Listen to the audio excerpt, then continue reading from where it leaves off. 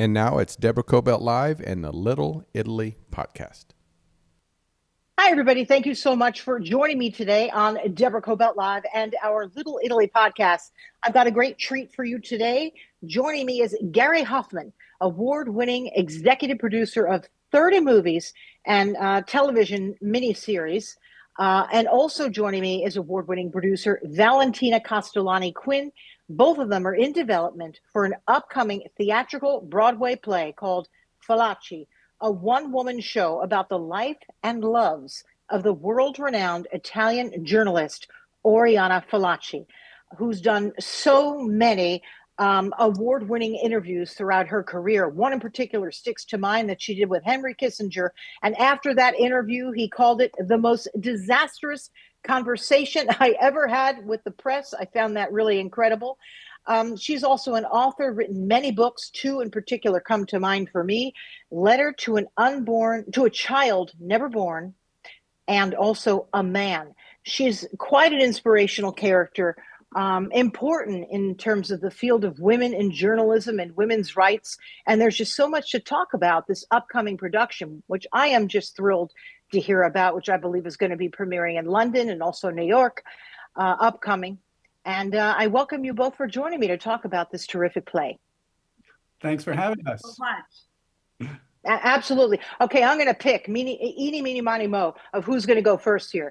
Gary, let's start with you. Okay. You've had quite an incredible career in television, and so many shows that many of us would recognize. Why did you decide to get behind this production? Good question. I was introduced to Oriana from my wife, Julie, in the 1980s with a book that Oriana wrote called Interviews with History, which was her interviews with political leaders from all over the world. And at that time, I was fascinated by the way that she conducted interviews because she had done such tremendous research prior to doing these interviews that she was choreographing the entire interview like you would choreograph or plan a play or a movie script. She was leading somewhere, although the interviewee did not know where she was ultimately going.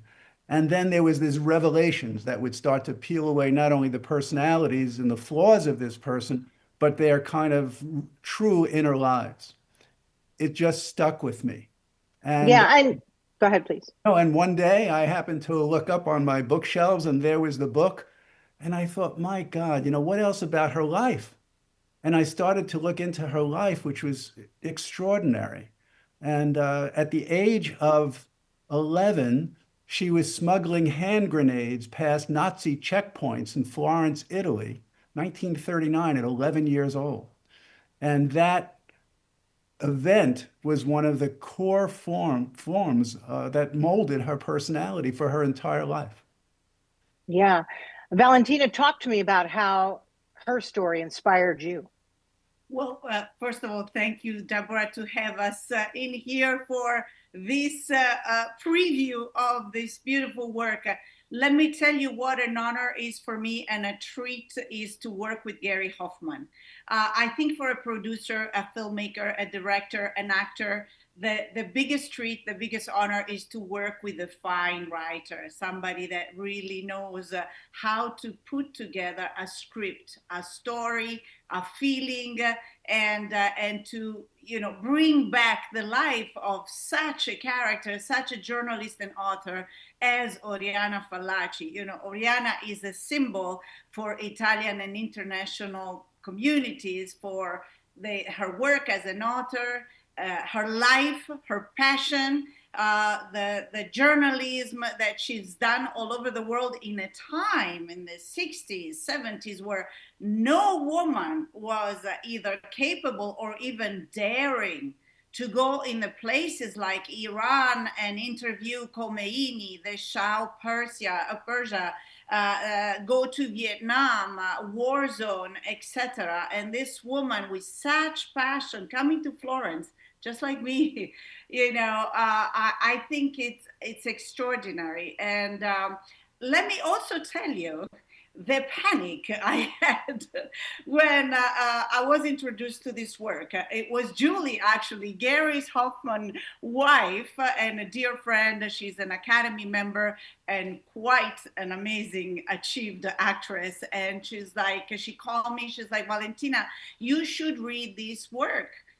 Is a Broadway play and is about Oriana Fallaci, which I adore. My mother introduced me to her writing and books when I was 12. Actually, I read her first book. So, and my first reaction was like, oh, no. I never done a play in my life. I don't know how to start with a Broadway production, which is very different from producing a documentary, a feature film, a TV series, nothing that was familiar to me.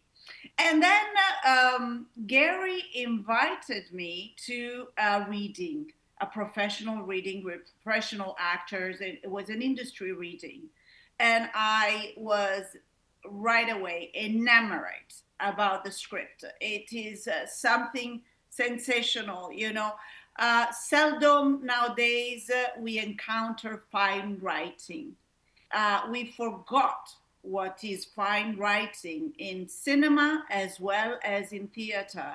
And when you find such script, you are bound to it right away for life. You feel like, if I have the audacity to call myself a producer, I have to produce this work. So I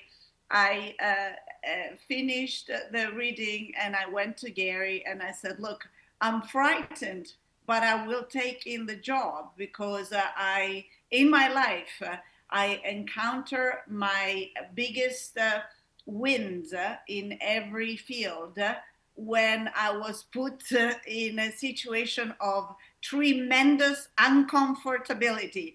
And certainly this was because, a Broadway play is a world apart.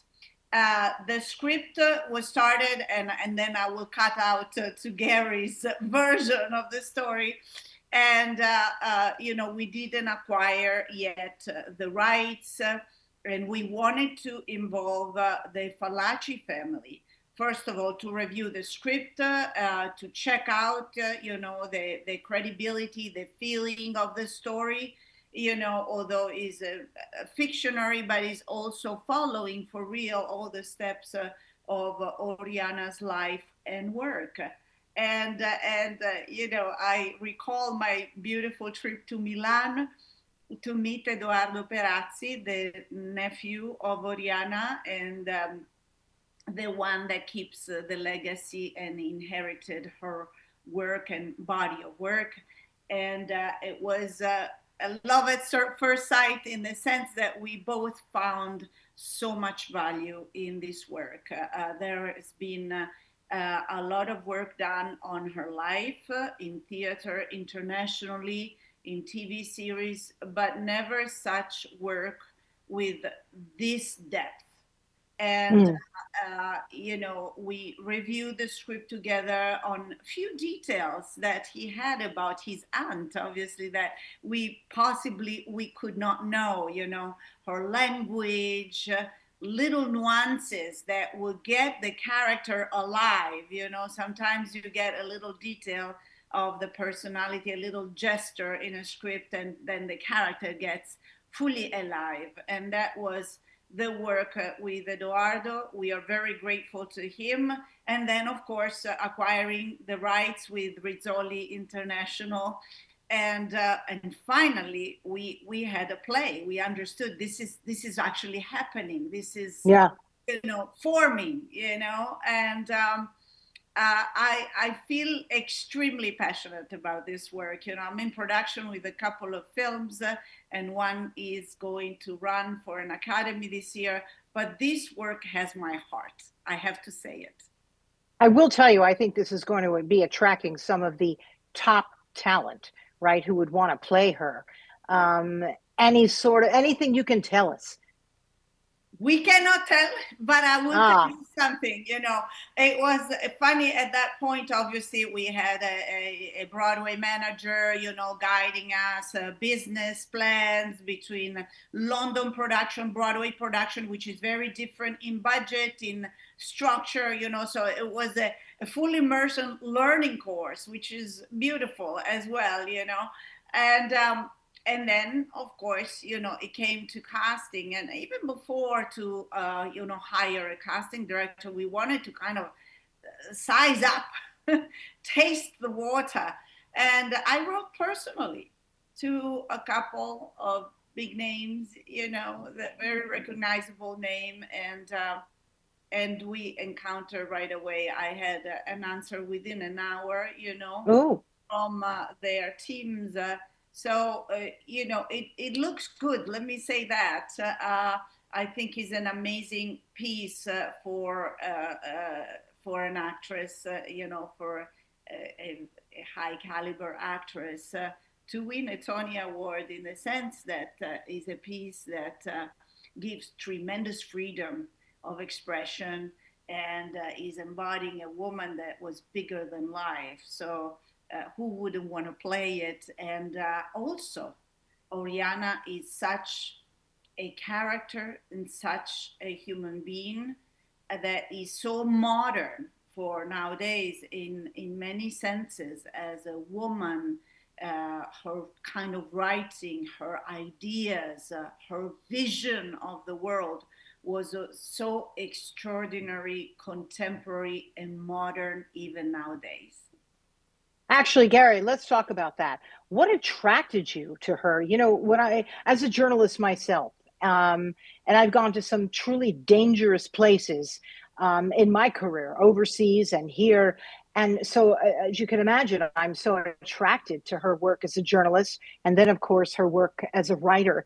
But are there any particular stories that really stuck with you as you were doing this research? And also, if you want to mention some of the incredible leaders that she did interview. First of all, I'm blushing listening to Valentina's talking about my work, which nobody has said anything like that before. So it's thrilling. But the play consists of Oriana, being the only live actress on stage. Right, However, she interacts with 13 other people who have been pre-recorded on screen, and that's played back on screens. right, Some of those people include, for instance, the Shah of Iran, which interview took place in 1973.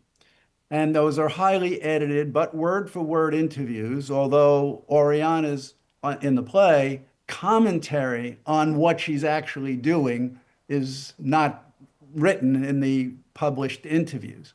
But right. that interview with the Shah is intercut with the interview that she did with Khomeini, who overthrew that Shah in 1979.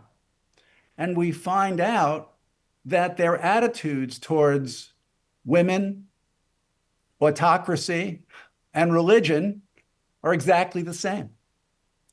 So Wow. we have these kind of revelations throughout, and because of the interviews being on screens, and those screens will have large images of those people. So you will have the impact on the stage of that political life, but you will also have on those screens the interviews with three of her failed lovers. Well, I shouldn't say failed lovers, with her lovers in failed love affairs. So That's Go ahead. the play is interweaving between the political and the personal. And In fact, look, go ahead. I'm so sorry. Go go ahead. ahead. Go ahead. Go ahead. You finish. Well, Well, you the people, strangely enough, that link her through her entire life and run through her entire life is her mother and father. So it's a very deeply personal exploration, not only of her roots, but what she experienced with them that allowed her to be so forward thinking and rebellious and sure of herself in the professional world, and so vulnerable in the personal world. Well, that's what I found so fascinating about her, and I've been a fan of hers for decades. How she was so fierce in her professional work. Nothing scared her or stopped her, or certainly she didn't let on. But her personal life was just complicated, right? That's a good way to put it. It was so complicated. So she, was flawed like the rest of us, but that's something many of us didn't see. Can you, talk to me a little bit about her personal life and how it's just so different from the professional? Well, at the age of 30, she had her really first love affair, which Right. not that she didn't have lovers before. Matter of fact, in the play, she talks about her losing of a virginity, which is an interesting story in and of itself. She kind of picked a local boy in her town. She was around 15 years old and said, all right, this is the guy. And her fantasy was that after making love, she was going to get up naked and walk to the bathroom and stand in front of a mirror and go, I did it. But what happened was when she revealed to the boy that he just deflowered her, he was so upset that he started to cry. And she Oh. wound up having to soothe him and he wouldn't stop. She finally had to yell at him, stop crying for God's sake. And what she said at the end of that is, I don't remember really the sex as much as I remember the feeling of having to soothe him. And that made me feel more like a woman than actually losing my virginity. So there was these Wow. moments in her life that the play explores as it basically goes back and forth in a very um, choreographed way, leading to where we go towards the end of this play. Wow. Let's talk also a little bit about some of the luminaries that she interviewed throughout her life. Kissinger stood out to me because I thought what he said after that interview was actually terrific, and I just said to myself, "You go," because to be so tough in a field of men who were controlling the world at that time was pretty remarkable, right? Well, what happened was that Kissinger really didn't want to be interviewed by anybody, Right. but Oriana was interviewing the leaders, the heads of state from all over the world, and he kind of didn't want to be left out. So he now then says, okay, I'll be interviewed by her. And it was at the time when they were negotiating the end of the Vietnam War. Right. And she's interviewing him and insisting on certain going back to the Vietnam War. And he keeps saying, I don't want to talk about it. I don't want to talk about it. And finally she says to him, but it was a useless war, wasn't it? He says, I can agree. It was a totally useless war. Well, that headline went all over the world. And then Kissinger denied that he said it. He went to all of the networks. He went to the New York Times. He went to the Washington Post. He went to every major newspaper and said she's a liar. She's a fake. Don't believe her. And Mm. Oriana then held up her tape recorder, which she had on the desk as she interviewed him and everyone else that she interviewed, by the way, and said, wait a second, here it is. And then Kissinger went silent like a sphinx. Oh, what a terrific story. And Absolutely. Nixon was going to fire him if he got reelected. I didn't realize that. Yeah. Yeah. What about some of the others? I mean, let's talk about some of her lovers as well. Would you? Because that's such a huge part of who she is or Well, at was. the age of 30, she had really her first love affair. Again, it was not the first affair and not the first relationship with a man. But at that time, he was a journalist. His name was Pieroni. And she was madly in love with him. And at the same time, she became, I don't know how to describe this, totally dependent and obsessed with him. And the more obsessed she became with him, of him, the more he withdrew. And he started to have other lovers. And she said, well, that's okay. I don't mind. I mean, after all, one person can love many people at the same time. She would absolutely become defensive and somehow protect that relationship, giving up everything that was important to her to hold on to this man. And finally, at her 30th birthday, the night before her 30th birthday, she begged him to come to see her Hmm. at a hotel in England. That's where he was based. And she waited for him. He wouldn't return her phone calls. And she waited and she waited and she waited. And in the morning, she took an entire bottle of sleeping pills and attempted to kill herself. Luckily, she was found on the floor by a maid in the hotel, and then she recovered with her sister. And at that point, she made a decision to give up love in her life, which she says was stupid and unsuccessful. But that's the kind of range of experience this woman had. And it's never before been dealt with, excuse me, in any of the writings really about her in terms of television or film. Valentina, can you talk to me a little bit about, because she had few female friendships after that, that stayed with her, I believe, through much of her life, right? She did, yes. What catches me, as a woman and as a storyteller, because that's what in the end a producer does, is the storytelling, is how her private life is imbued into her work, Yeah. and I want to stress this before to get to your point, but what I think it's important, and when we face a biopic, that's always the trouble. Do you follow the storyline and do all the chapters of her story? You hit the points, the war, the interview, this stage of her life, the publication of this article or book, or you follow her private life, her life. And that's the beauty of this writing and this play, that it does remain intimate, which what makes it interesting, what makes you connect. And remember, theater, even more than a play, and I grew up in a theater, because of my family history.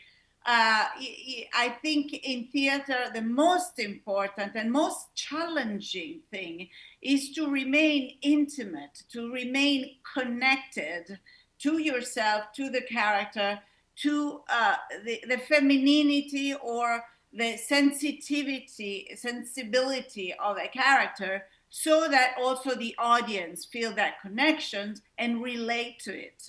And that is what this play does,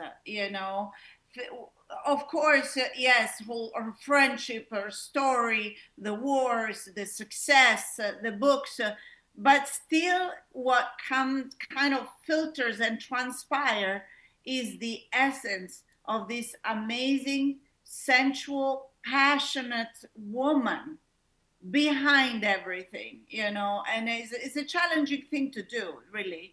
And I think is a very important lesson for us contemporary women nowadays, especially the professional ones, that to remain connected with our femininity, our sensibility, our sensuality, that many times in this business world we tend to forget, or we don't think is that important, when Oriana is an amazing example of this braiding between sensuality, passion, and yet insane professionalism and the daring quality of her work. So definitely, I would say this more than anything if we touch, the feminine quality of her. She didn't have many female friends, but of those that she had, I believe Ingrid Bergman. Bergman, yes, another right? woman. Yes. Maria Callas, Anna Magnini. Right? Am I saying her name properly? Anna I hope. Yes. Magnani. I always mispronounce her name. My apologies. No, and in fact, as you see, those were women of the same kind of caliber and personality. Exactly. They were, riots. They were people outside the regular time, the regular ideal of a woman at the time, and yet they were extremely feminine and human and professional and daring, but that is the only kind of woman she could truly you know, feel connected, obviously, you know, because she's outside of the time. I mean, you read a book of Oriana nowadays, or you watch, listen, or read one of her interviews, and you think it's been shot maybe a month ago. You know, besides obviously the historic context of whoever is interviewed, but it is so strong, so contemporary, and so deep that is these are qualities that just extraordinary women such as Ingrid Bergman, such as Anna Magnani, such as Maria Callas could embody, you know, and yet they weren't always revered at those times as much as later after their death. Isn't that always the way, right? When we have time to reflect on a person and what they've left us behind, that always seems to be the way. But she did collect an interesting group of people that she chose to trust. Yes. You know, Gary, and how do you even focus on what to portray throughout this film? Because there really, really is so much. There's the personal life. There's the books that she wrote. You know, Letters to a Child Never Born and A Man are just a couple of the incredible writings that she did. And when I posted today about our interview, I had many people writing to me saying, oh my gosh, this was my favorite book. And that was my favorite book. And this was my favorite interview with her. I got a terrific, terrific response. And all the different people she's interviewed from, as you said, the Shaw. I mean, just so many. How do you even collect this through such a big life and put it into one performance? You know, it's an evolution, as you write. You Yeah.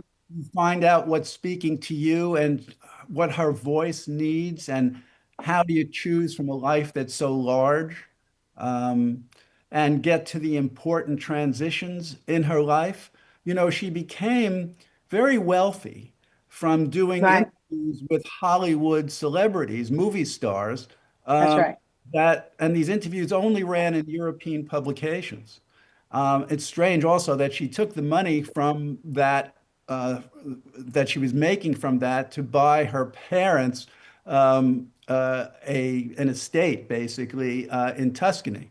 And over the years, as she made more and more money, she kept adding to that estate for her parents. She really wasn't very much about her own possessions. Um, but so I felt it was important to see what about those celebrity interviews made her so recognized. So in the play, we do interviews with Sean Connery and Alfred Hitchcock, highly edited. We find out that with Sean Connery, she was really quite attracted to him during the interview, and at the same, so we, and but she reveals that, you know, he says, you know, are you trying to seduce me?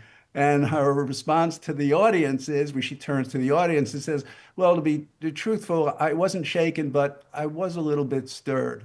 And so she has a sense of humor about herself.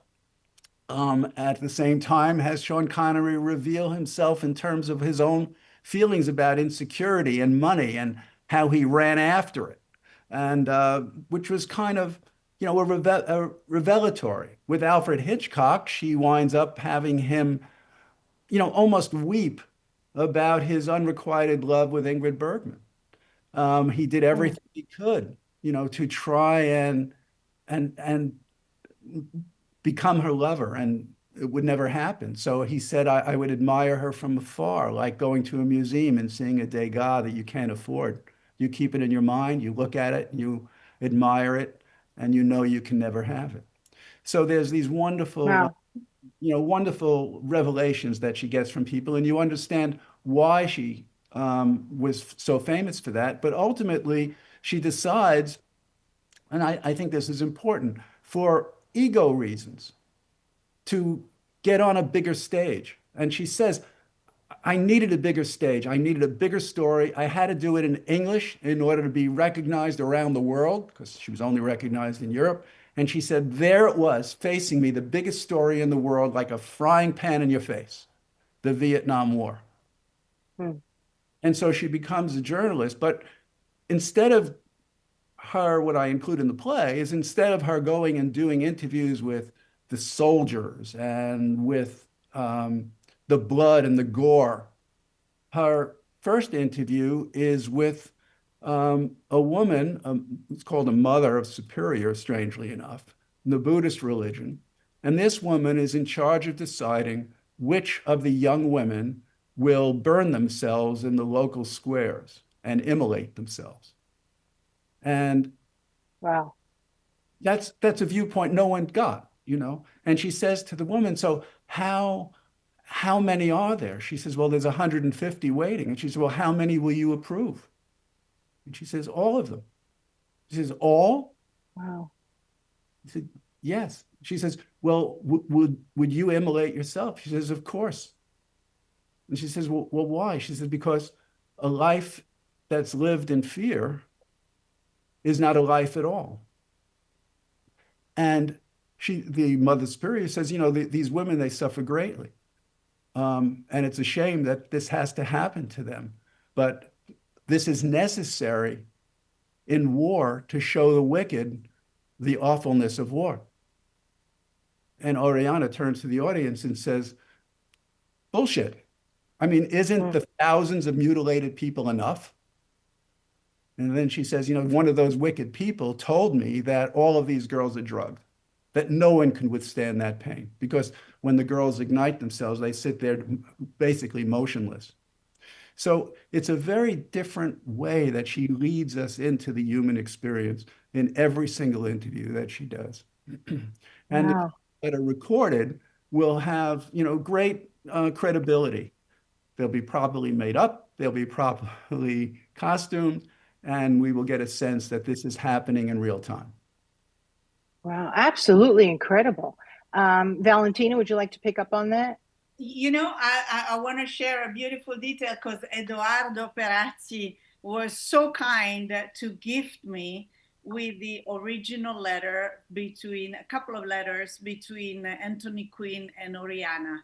And they shared a very beautiful, deep friendship. They never had an affair, you know, strange enough, because Anthony Quinn did have love stories with the most beautiful inside and outside and talented women of his own time. But with Oriana, he was sharing a very private and very deep friendship. And when I read this letter, I had tears in my eyes, because it felt so real. It felt so intimate.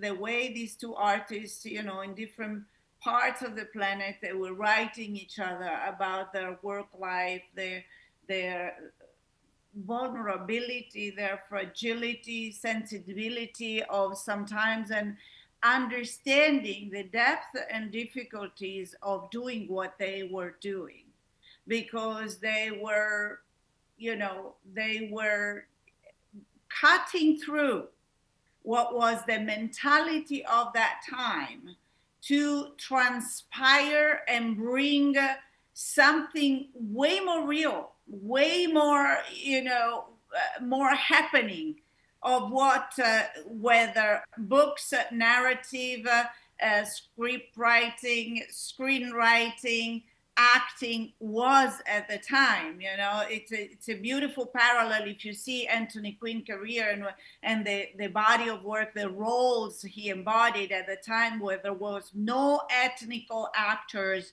you know, in Hollywood, and let alone also in everywhere in the world.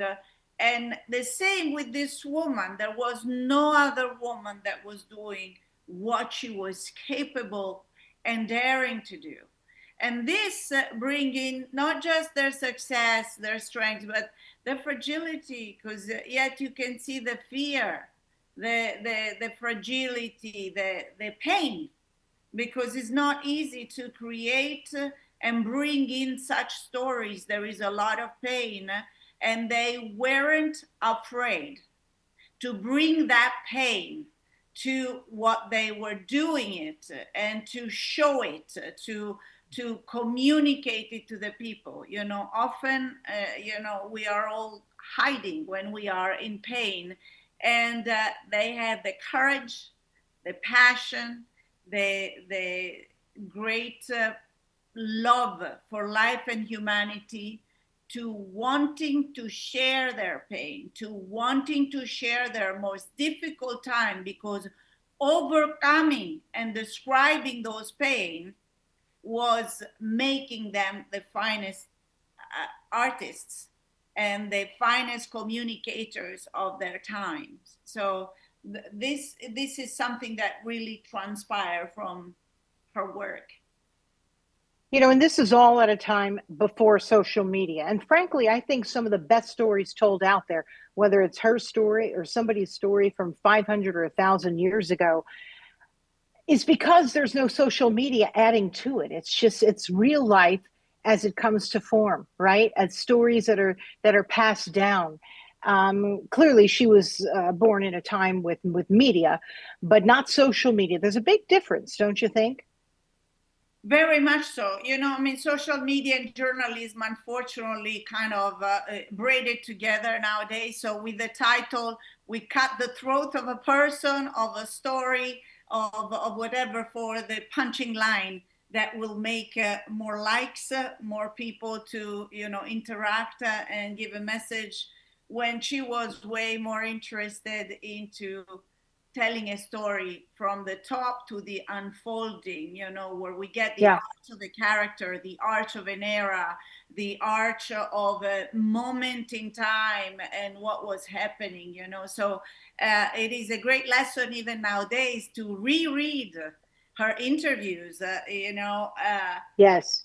The journalists nowadays, you know, you read the title and they are so poor, except the fine journalism. But journalism nowadays is not about the story; is about the punching line. And I think you know, when you forget the story, you forget everything. You lose the people. Just like in script writing, you know, there is a storytelling that has to come through. You know, the punching line is just an accent on a beautiful story. You know, so I think there is a lot to learn for all of us through the story of Oriana, privately and as an author, especially for journalists, but also for young people, to not forget their story, just to give it away for a pretty picture, a pretty punchline, something flashy of a moment, rather than going within and bringing the real good that is about us, our depth, our pain, our sorrow, as much as our feelings and happiness and great moments, you know. So it's a great fine lesson for our youth. With social media and all the sources of information now, there's less of a homogenous audience to experience the same stories. So even though there may be a story that's out there that's important, it's really among thousands of stories that we had the possibility of reading. But at that time, journalists like her had much more impact than today. I'll give you an example. In 1968, she was covering a demonstration in Mexico City. And it was a demonstration about the budget of the Mexican government, but there were hundreds of people in the square. And she was in an apartment house across the street watching it. And she started to hear a familiar sound. And that sound was helicopters. And she knew something was going to happen, but she didn't know what it was, but she was fearful, knowing something terrible was happening. And finally, the helicopters are over the square, and everybody, the hundreds of people, including children, are looking up and seeing the helicopters. And then the helicopters fire flares. I forgot what color it was. I think they were red. And that turned out to be a signal for the Mexican government troops to slaughter hundreds of people in that square at that moment in time. A sniper across the street also shot the two people next to Oriana and killed them instantly. She was also hit by a number of bullets. When she was taken off of that balcony, she was thought to be dead. And she was put into a van, thrown into a van with dozens of other bodies and taken to a facility. I don't remember what it was, or people don't remember what it was, like a gym filled with all of these bodies. And she was thrown on top of a bunch of others. And a soldier, a Mexican soldier, said to a priest, "Okay, can we do a one last rites for everybody and just do one and let's get these people out of here?"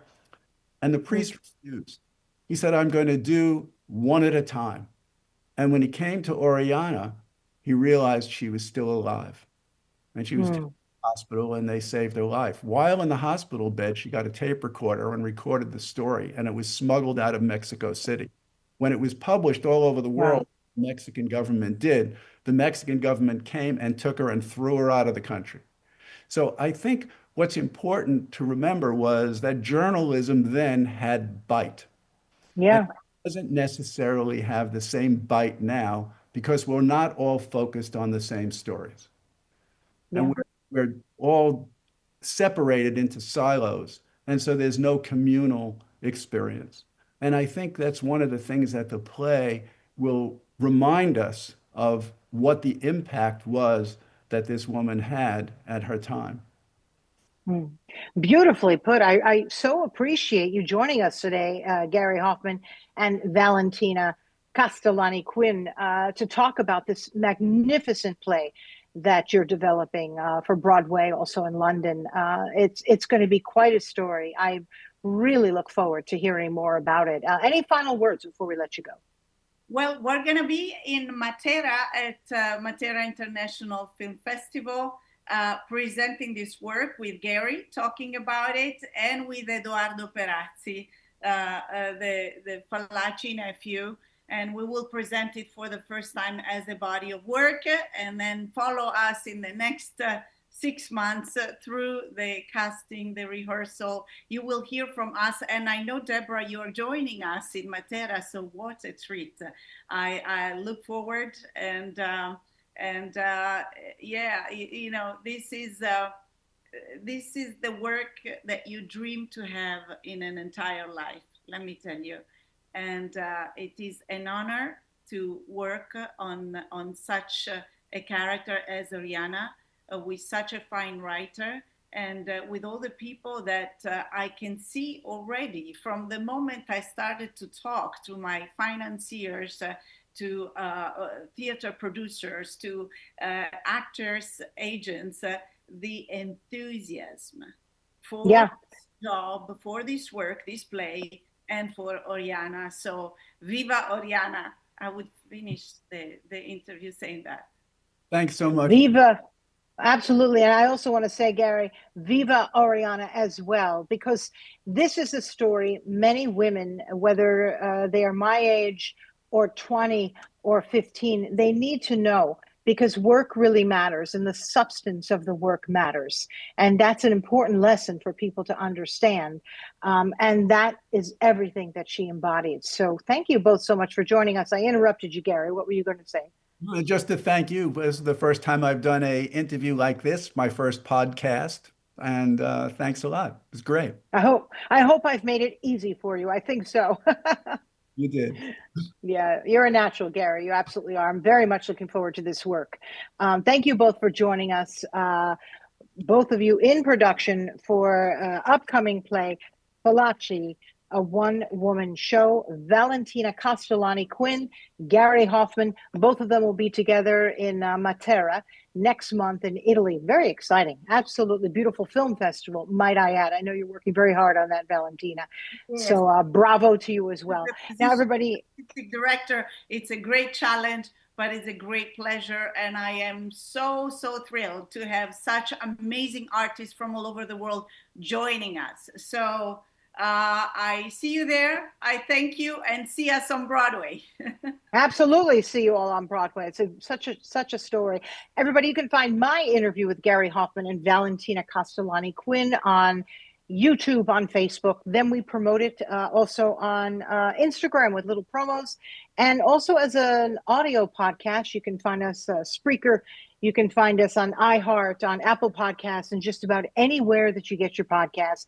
Deborah Cobalt Live and the Little Italy podcast is where you'll find this interview. I thank you very much for joining us. Please tell your friends. I know there's a lot of fans of Oriana out there, so please let them know about this upcoming production and about our interview. We'll see you all next time. Bye-bye. Thank you. Ciao, ciao.